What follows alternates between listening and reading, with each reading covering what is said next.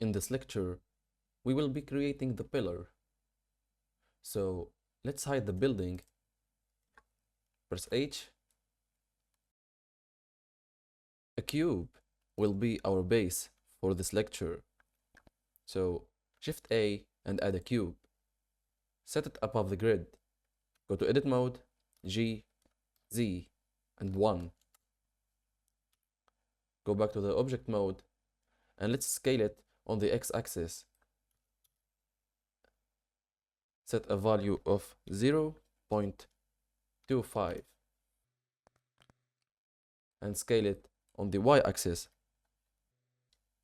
by 0.5 and on the Z-axis by 2.5. And now let's add the building interior again. If you press Alt-H, all the objects that were hidden will appear again. So press H to hide them again, and press the I to add only the building. Select the pillar, and let's snap it on the X-axis to this edge. So to do this, press G, X, minus 1.75. And now let's drag it into this corner. So G, Y, and set a value of minus 9.5. So now let's go to the edit mode and add the loop cat. So tap to go to the edit mode and hold Control and press R and get it close to this edge. If you get it close to these edges, the loop cat will adapt and will be available to do the loop cat on these edges.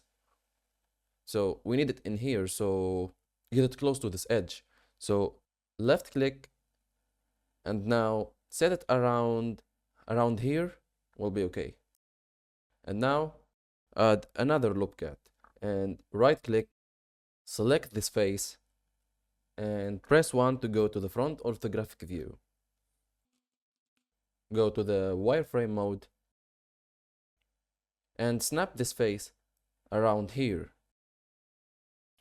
Go back to the solid mode and press E to extrude and extrude it around here. And now use the edge select mode and select the bottom edge and snap it to this edge, so it feels like the pillar is connected to the building.